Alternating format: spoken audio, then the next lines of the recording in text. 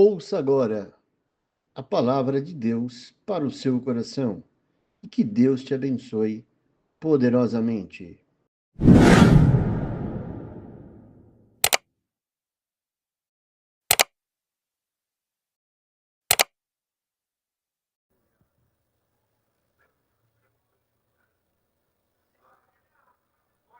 Glória a Deus.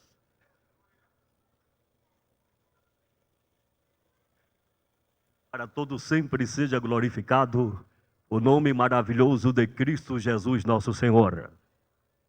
Aquele que é Rei dos Reis e Senhor dos Senhores. Aquele que habita nas maiores alturas, que está revestido de glória, de poder, de majestade, de magnificência e de santa bondade. Aquele que é a resplandecente estrela da manhã, a pia de cobre do santuário, a vara florida de Arão e o leão da tribo de Judá. Tudo é por ele e para ele. Sem ele não haveria os céus, sem ele não haveria a terra, sem ele não haveria o sol, sem ele não haveria as estrelas, sem ele não haveria o mar, sem ele não haveria anjo, arcanjos, querubins nem serafins, sem ele não haveria o Belenzinho, sem ele a porta do inferno já estava escancarada, pronta para nos tragar, mas por ele e para ele o inferno se fechou, sua graça nos alcançou e nós estamos aqui para bem dizer, maravilhosa graça, no nome de Jesus. Quem pode levantar a mão e glorificar o nome do Rei? Podeis assentar, queridos. Meus agradecimentos ao meu pastor e amigo, pastor José Wellington Bezerra da Costa, todo o corpo ministerial do Belém, pela honra, pela alegria que tem me proporcionado de poder participar deste conclave espiritual, onde nós não sabemos se o céu está baixando ou a terra está subindo. Mas aqui é um pedacinho do céu neste lugar. Nós nos alimentamos muito durante toda esta escola bíblica. E já estará se findando na próxima segunda-feira e está nos deixando com água na boca, amados irmãos. Senhor Deus tem usado os seus santos servos, os preletores locais, os que estão vindo de fora, como o nosso pastor e o seu intérprete aqui, que vieram da Califórnia, e nós fomos muito alimentados e muito edificados. E nós louvamos ao Senhor Deus pela vida do nosso pastor presidente e toda a diretoria, pela visão e pelo empenho que este ministério tem colocado para proporcionar para os santos obreiros e, consequentemente, para toda a igreja, estes ensinamentos para a edificação nossa e para a alegria do povo de Deus e a glorificação do nome de Jesus. Queridos, quantos estão de posse de uma Bíblia Sagrada? Pode levantar assim, dar um glória a Deus, bem alegre e bem inspirado nesta noite.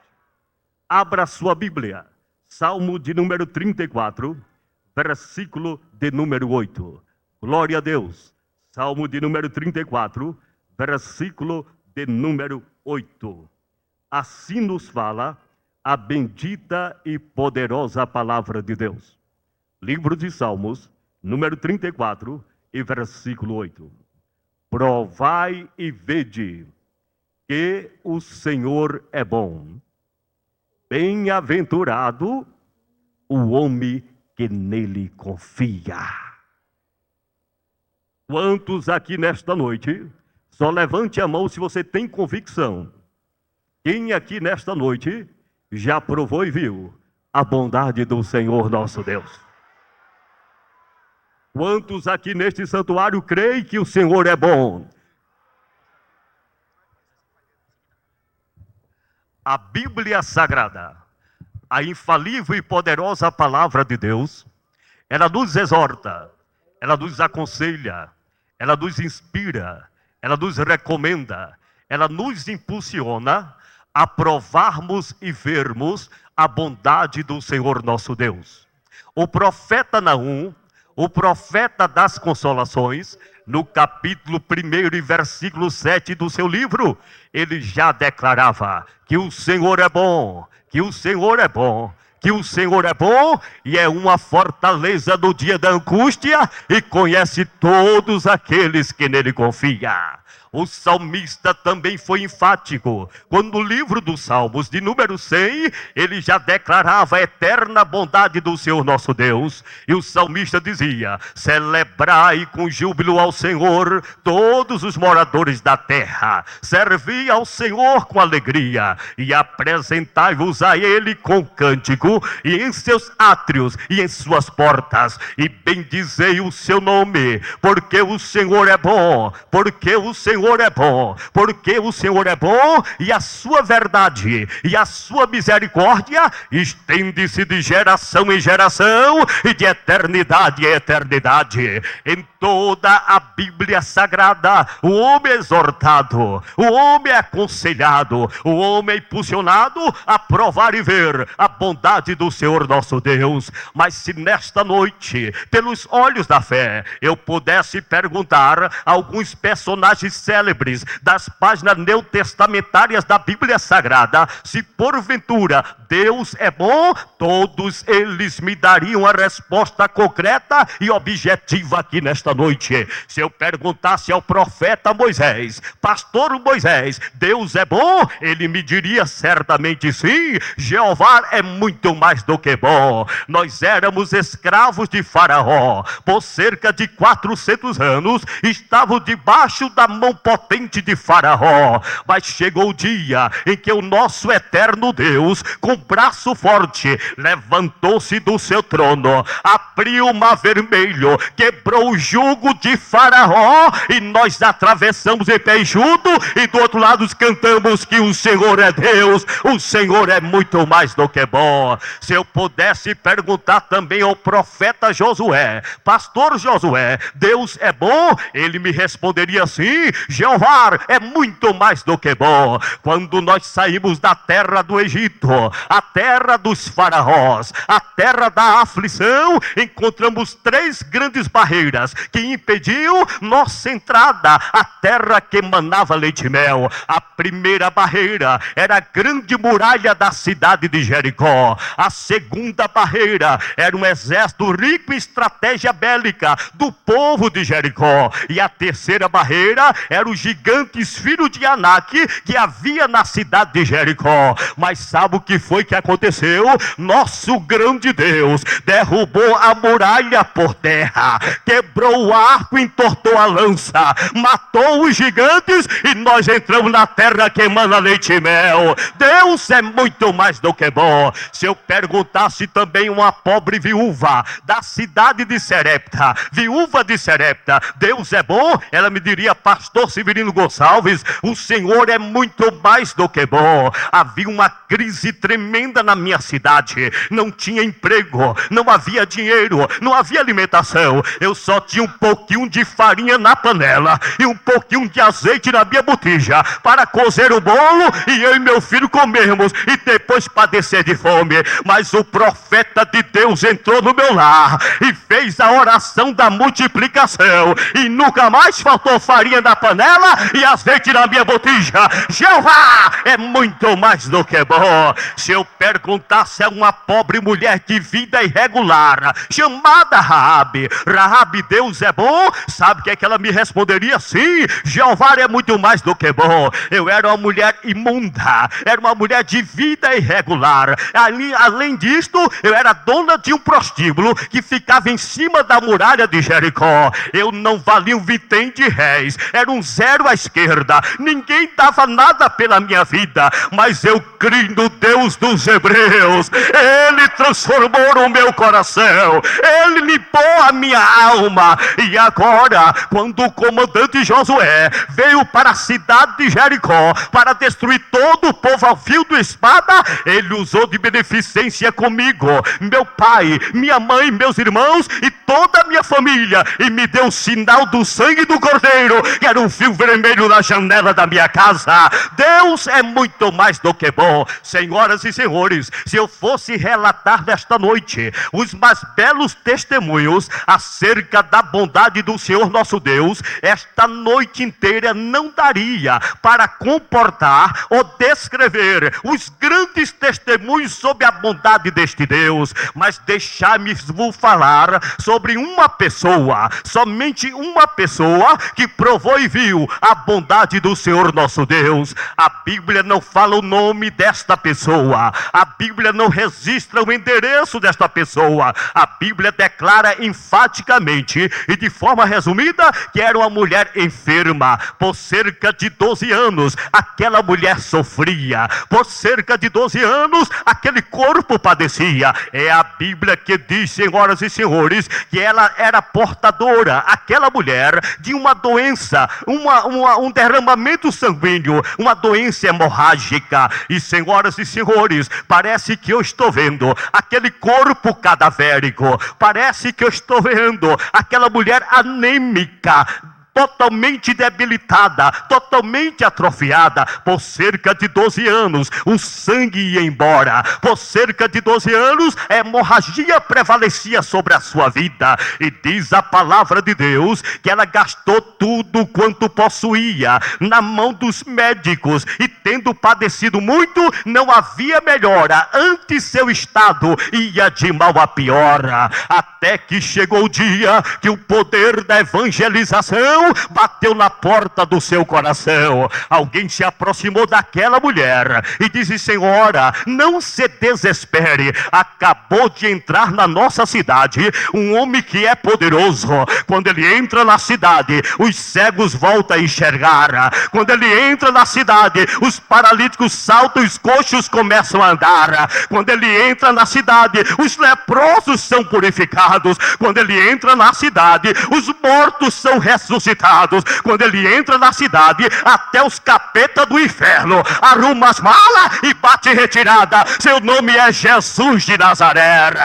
E diz a Bíblia Sagrada que naquele momento a luz da esperança começou a brilhar no recôndito da alma, no interior daquela mulher. E ela falava consigo mesma: se tão somente eu conseguir tocar na orla das suas vestes, eu sei que eu ficarei curada desse meu mal. E lá vai aquela pobre mulher em direção ao meigo Nazareno. Mas diz a Bíblia que a multidão apertou o Senhor Jesus, porque por onde o meu Cristo passava, ele atraía as grandes multidões. Aonde o meu Cristo entrava, afluía as grandes multidões. Eu quero lhe garantir nesta noite, debaixo da graça de Deus e na unção do seu Espírito Santo, que esta multidão se encontra aqui, não é porque aqui está sua excelência, o presidente da nossa República Brasileira. Não, Senhor, esta multidão está aqui, não é porque está aqui a sua excelência, o governador do grande estado de São Paulo. Não, Senhor, esta multidão está aqui, não é porque aqui está Maradona, o rei Pelé, nem o rei Roberto Carlos,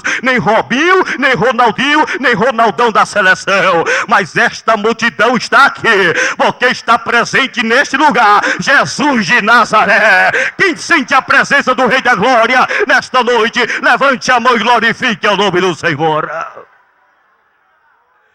E diz a Bíblia que a mulher rompeu a multidão e com esforço tocou na orla da veste do Senhor Jesus. E aquela enfermidade que o dinheiro não pôde curar, aquela enfermidade que as religiões de eminência, os saduceus, os fariseus, os escribas e doutores da lei não puderam curar, aquela enfermidade que as imagens de esculturas, os supostos deuses pagões, Rinom da Síria, Baal dos cananeus e Dagon dos filisteus não puderam curar.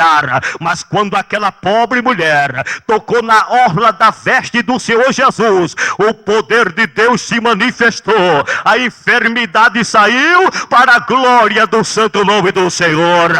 E Jesus, olhando para aquela mulher, ele questionou: quem me tocou? Quem me tocou? Quem me tocou? E Pedro, que era o mais pentecostal entre eles, era o mais fervoroso e assanhado, tomou a dianteira e disse: mestre, mestre, como é que nós vamos saber quem te tocou, bom mestre? Todo mundo te apalpa, todo mundo te aperta, e quem é que vai saber quem foi que te tocou? E diz a Bíblia literalmente, que ele olhando para aquela mulher que havia lhe tocado, ele disse: alguém me tocou. Este toque foi diferente, foi um toque de alguém que queria provar e ver a bondade do Senhor Deus, porque eu senti que de mim saiu virtude. E quando todos pensavam que Jesus iria apedrejar aquela mulher, quando todos esperavam que Jesus iria maltratar aquela mulher, porque segundo a lei de Moisés, cada pessoa portadora de uma enfermidade contagiosa, como lepra, uma sarna, um impinge, até as mulheres, no período das senhoras, havia certa restrição, e aquela mulher era hemorrágica, ela não podia estar no meio da sociedade, de forma explicitamente, principalmente naquele lugar, ela estava transgredindo a lei. E quando Jesus pergunta: quem me tocou? Quem me tocou? Jesus estava abrindo um leque da graça, da misericórdia, para aquela mulher não ser apedrejada e condenada pela lei do olho por olho e do dente por dente, porque a lei do olho por olho e do dente por dente é a lei de Moisés, é a lei dos homens, mas a lei de Jesus é a lei da graça, do amor e do perdão celestial. Então a Bíblia diz, olha aqui para mim, não sou eu que estou forçando a interpretação bíblica, a Bíblia diz que ela confessou toda a verdade. Por que ela falou toda a verdade? Porque ela estava transgredindo a lei. E segundo a lei, ela deveria ser apedrejada, jogada fora daquele lugar. E Jesus ministrou para ela e deu a oportunidade dela confessar o seu erro, o seu pecado, e assim contraiu o perdão da graça de Jesus. E quando todos esperavam que Jesus iria apedrejá-la, Jesus disse: filha, grande é a tua fé. A tua fé te salvou. Vai-te em paz e ser curada do teu mal. Louvado seja o santo nome do Senhor. Senhoras e senhores, quando eu relato esta história bíblica, eu posso compreender que este episódio bíblico é uma verdadeira revelação da salvação atual, da salvação que nós estamos usufruindo. Esta história bíblica, nós podemos extrair pelo menos 3 lições espirituais para a sociedade atual, para a humanidade odierna. A primeira lição que eu aprendo nesta noite é que o dinheiro é muito bom, o dinheiro é necessário, o dinheiro é preciso para mim e para você, mas o dinheiro não pode resolver o problema da humanidade. É a Bíblia que declara de forma enfática que aquela mulher, ela gastou todos os seus recursos, mas não havia melhora para a sua vida. Estamos vivendo os dias em que este quadro está se repetindo, onde todas as atenções humanas só estão voltadas para as coisas desta vida. O que comprar, o que vender, o que trocar, o que negociar. O coração da humanidade está totalmente confiscado pelo materialismo desta vida. Não há quem se preocupe ou quem se interesse pela sua vida espiritual. O plano da salvação é algo totalmente inconcebível para a mente pecadora. Eles não acreditam na salvação, eles não valorizam a salvação, porque o seu coração só está voltado para os negócios desta vida. O que comer, o que beber, o que vestir, a luxúria deste mundo. Jesus, em seus sermões, tanto escatológicos como também doutrinários e evangelísticos, ele cuidou muito sobre a avareza da humanidade. Jesus foi quem mais pregou contra a avareza do que qualquer outra coisa. Ele, certa ocasião, disse: assim como foi nos dias de Noé, que comiam, bebiam, casavam e davam-se em casamento. Eu pergunto aos senhores, porventura é pecado ou errado comer e beber água saudável? Sim ou não? Necessidade orgânica de todo ser humano natural. É pecado casar-se? Não. Casamento da instituição divina. Jesus não condenou o casamento na geração de Noé, nem o fato deles comerem ou beberem. Jesus estava dizendo que a geração de Noé só estavam interessada com as coisas desta vida, não tinham tempo para Deus, não se preocupavam com a sua salvação, não se interessavam com a sua vida espiritual.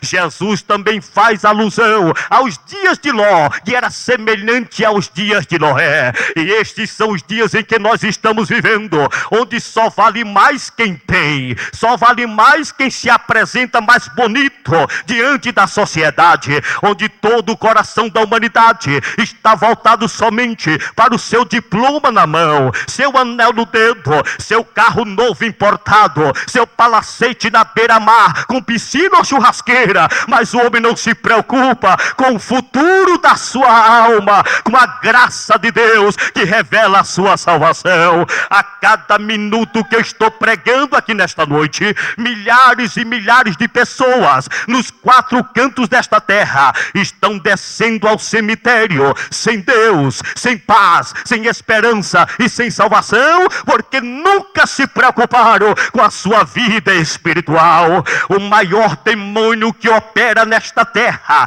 é chamado espírito de avareza, que engana, que atrai a humanidade e afasta o homem da presença de Deus. O homem limita seu viver somente às coisas desta vida e se esquece que após a morte existe uma prestação de contas, e que nesta prestação de contas o homem tem que se apresentar diante da soberania do Criador. O dinheiro é muito bom, o dinheiro é necessário, mas não resolve o problema da humanidade. É este câncer espiritual, é este demônio chamado espírito de avareza, que é a razão de tanta separação socioeconômica diante da humanidade. São poucos com tantos e são muitos sem nada. É este espírito de avareza que tem levado a muitos governantes e muitos políticos, ao invés de trazer o bem-estar para os seus compatriotas e para seus estados, cidades e nações, eles estão preocupados somente com o seu ventre.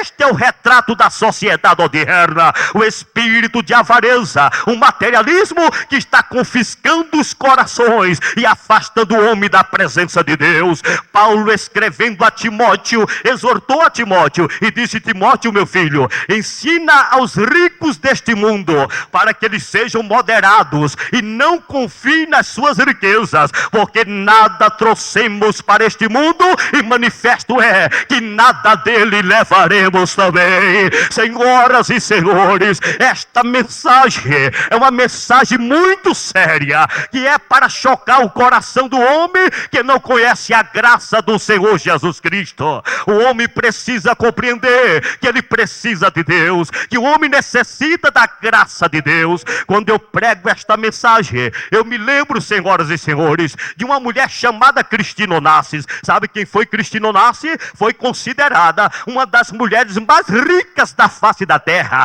Cristina Onassis sozinha, ela possuía uma ilha para a sua alegria, uma ilha particular para o seu bel prazer. Cristina Onassis possui uma frota de 13 aviões e uma frota de navios também. Ela possuía joias preciosas, ela possuía dólar em seus bancos, ela tinha toda a riqueza do mundo. E sabe o que aconteceu? Eu fui pregar na Argentina, e lá em Mar del Plata, em frente ao hotel, o missionário brasileiro disse: Pastor Severino Gonçalves, foi aqui neste hotel que a Cristina Onassis, considerada na época uma das mulheres mais ricas da terra, ela se enclausurou, se escondeu dentro do quarto deste hotel e tomou uma overdose e destruiu a sua própria vida. Uma mulher que tinha uma ilha particular, tinha jatinhos particular, tinha frota de navios e muito dinheiro no banco e no bolso, mas não tinha a alegria do céu que você tem nesta noite,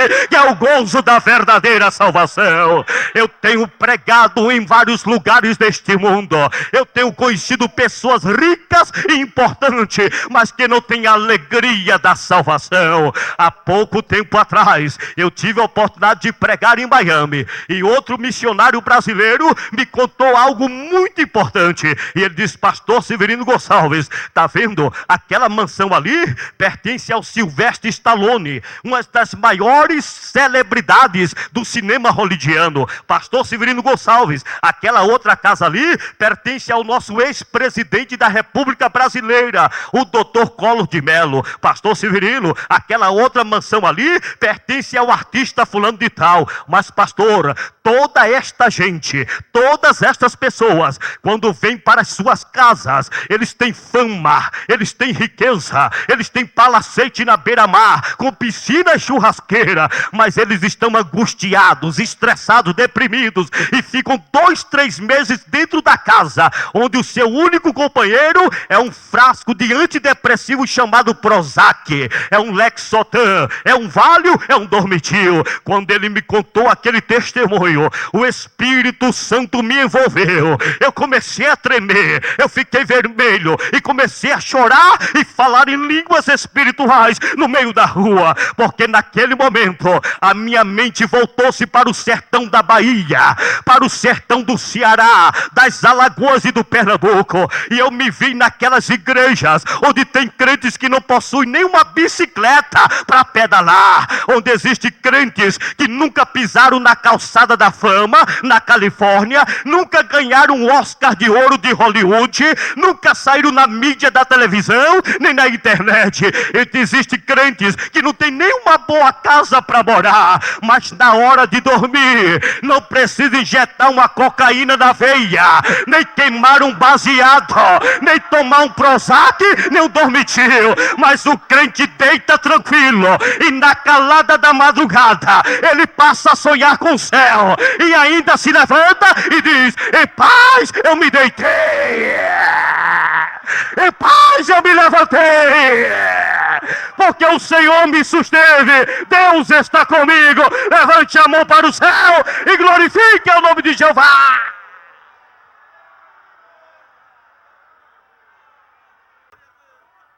Senhoras e senhores, o dinheiro é muito bom, o dinheiro é necessário, mas não resolve o problema da humanidade. Jesus não condena o homem pela sua riqueza, nem Jesus salva o homem pela sua pobreza.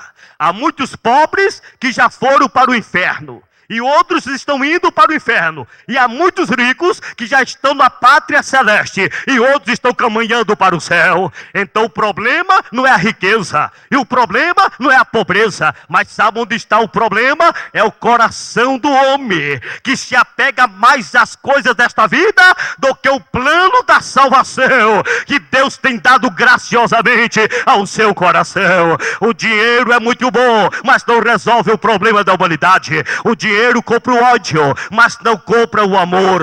O dinheiro compra as pessoas, mas não compra o amigo. O dinheiro compra o suborno, a corrupção, mas não compra a fidelidade.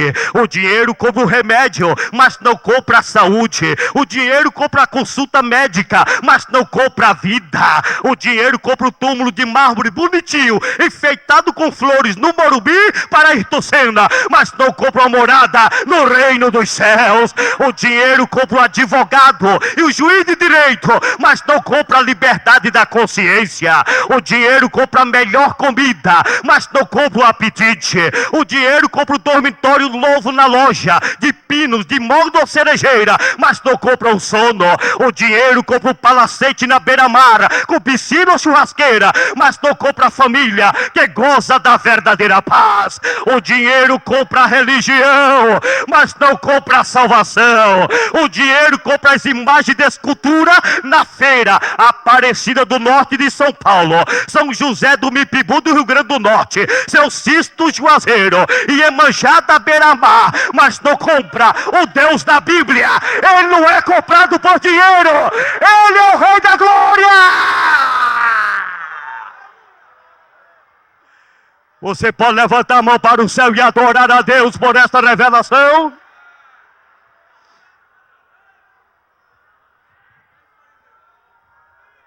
Olha aqui nos meus olhos. Olha aqui nos meus olhos.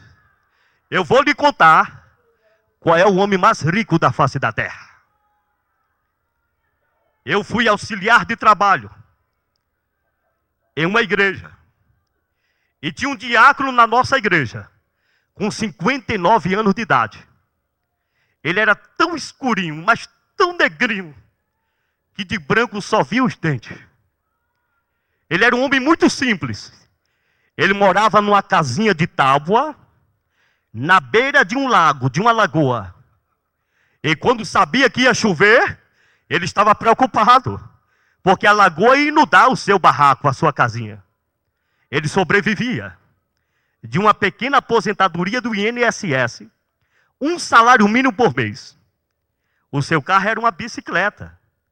E quantas vezes eu ia auxiliá-lo, ele ia dirigir o culto e eu ia pregar o evangelho. Ele era muito pobre, morava numa casa de tábua, na beira de um lago, mas ele amava Jesus. Ele era um homem cheio do Espírito Santo. Os dons espirituais se manifestavam na sua vida: dom da profecia, dom da palavra da ciência e o dom da palavra da sabedoria. Ele era um homem muito simples, mas ele sofria de uma doença chamada diabetes. E vocês sabem muito bem que quem é diabético não pode nem sofrer uma picada de um inseto, de um mosquito, porque a tendência é inflamar e poucas condições de cicatrizar. E um dia nós íamos para o culto, e eu na minha bicicleta, e ele na sua bicicleta. E o seu pé escorregou do pedal, e infeccionou, e fez um corte no pé, e infeccionou. E aquela perna ficou totalmente infeccionada, e ficou inchada, quase o dobro da outra perna. Nós levamos ele para o hospital. Foi feito muitos exames, uma bateria de exames. E depois o médico veio para a sala de espera e nos chamou. E chamou a esposa do nosso diácono. E disse: senhora, nós usamos todos os recursos. Nós trouxemos até antibióticos de Cuba, que tem uma medicina especializada e muito avançada. Mas houve efeitos colaterais. O organismo do seu esposo rejeitou. E ele contraiu outra doença na perna. Ele está, além de diabético, ele está com a infecção e está com a perna com gangrena. A perna estava totalmente apodrecida. Cheirava mal. A gente não podia chegar muito perto dele. E o médico disse para a senhora, a esposa do nosso diácono: a única alternativa que nós temos é cortar a perna do seu esposo. Vocês sabem muito bem que quem é diabético não pode sofrer nenhum corte no corpo, que dirá amputar uma perna, um dos membros. A tendência seria cortar, até morrer todo mutilado. Mas sabe o que aconteceu? No dia marcado para cortar a perna do irmão Sebastião, diácono da nossa igreja, eu nunca esqueci esta experiência. Era um sábado, 10h30 da manhã. O Espírito Santo falou ao meu coração. Ele disse: meu servo, vá na casa do meu filho, que hoje eu quero te ensinar uma grande lição de fé para a tua vida, para o teu coração. Eu peguei a bicicleta e fui para a casa do irmão Sebastião. E quando cheguei na porta da casinha de tábua, da porta nós vimos todo o interior, era muito pequena a casa. A irmã Lúcia, sua esposa, estava sentada na cabeceira da cama, com a cabeça baixa, chorando, porque ela sabia que o marido ia para o hospital e não tinha mais condições de voltar para casa. E quando eu olhei para o velho Sebastião, ele estava em pé, as costas apoiadas na parede de tábua do barraco, e a perna doente estava suspensa, que ele não podia tocar com ela no chão, que doía demais. E com muito esforço, ele foi para a mesa e pegou uma bolsa plástica e colocou dentro da bolsa a Bíblia Sagrada. Colocou dentro da bolsa a revistinha da escola dominical. Colocou dentro da bolsa a harpa cristã. E enquanto a irmã Lúcia, cabisbaixa, chorava, o velho Sebastião abraçou aquela bolsa no peito, levantou a cabeça para o céu e começou a cantar o hino 515 da nossa harpa. Se pelos vales eu, peregrino, vou andar.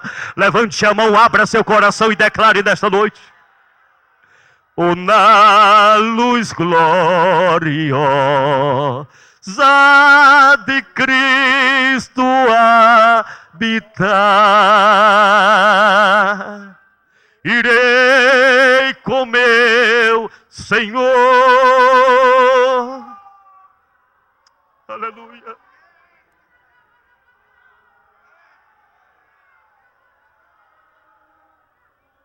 Na graça. Levante a sua mão, não baixe não, declare, diga: se Cristo comigo.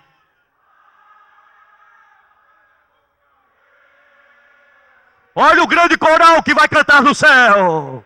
Se Ele comigo vai, eu atravesso o mar vermelho e peixudo e as águas não vão me afogar. Se Ele comigo vai, eu entro na cova do leão, mas leão não vai me tragar. Se Ele comigo vai, eu passeio na fornalha ardente da tribulação, mas o fogo não vai me queimar.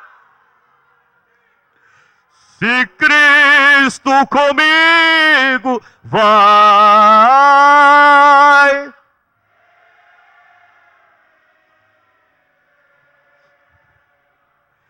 Era 11 horas da manhã. O carro chegou na porta do seu casebre.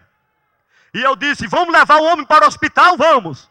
Quando chegamos na porta do hospital, os enfermeiros desceram a rampa com a maca e colocaram o irmão Sebastião deitado na maca. E foram subindo a rampa em direção à sala de cirurgia, mesa de operação. E quando chegou no meio do corredor, foi uma explosão de glória, de aleluias, de louvores a Jeová e de adoração aos céus.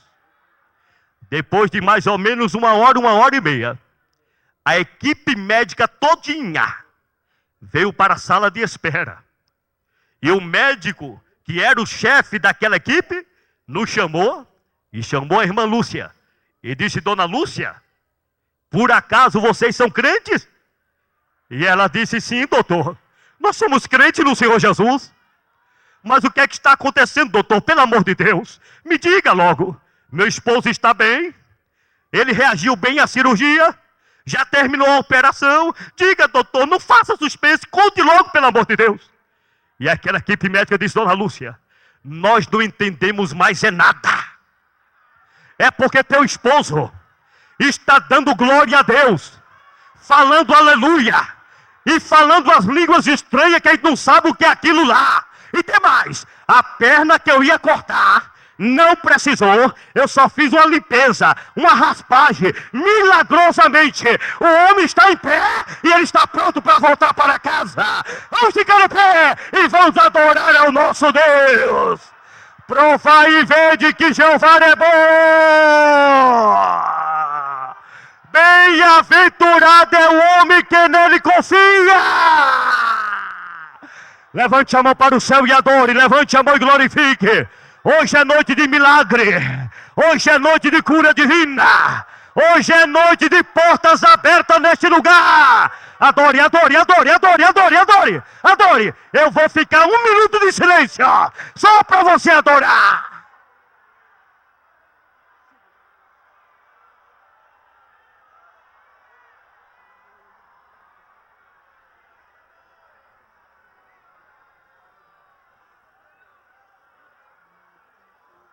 Levante a sua mão para o céu nesta noite. Levante a sua mão para o céu nesta noite. Vamos levantar um grande clamor neste santuário. O Jesus que curou a mulher do fluxo de sangue e o velho Sebastião, ele não está passando aqui não. Ele está aqui neste lugar. Eu estou sentindo a sua presença e a sua glória neste lugar. Feche seus olhos. Vamos orar, vamos orar, vamos orar. Vamos clamar nesta noite.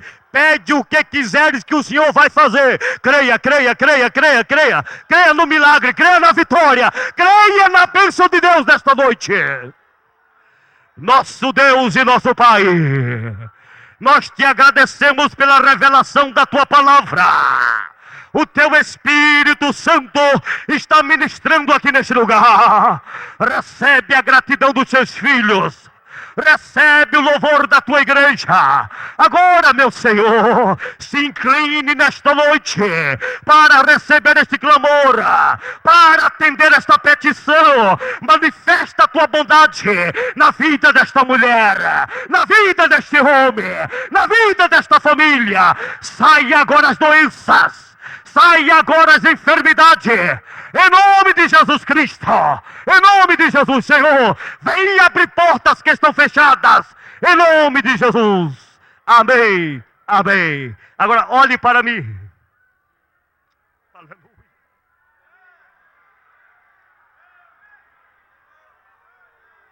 Eu quero que você declare para o mundo ouvir nesta noite. Levante a mão para o céu, declare comigo. Ainda que a figueira não floresça, que a videira não dê seus frutos, que a oliveira minta, que não haja mantimento nos campos, as ovelhas malhadas sejam arrebatadas do curral. Todavia, eu me alegrarei no Deus da minha salvação, porque o Senhor é bom. Diga para sua irmã, diga para o seu irmão: Jeová é bom, Jeová é bom. Bem-aventurado é o homem que nele confia.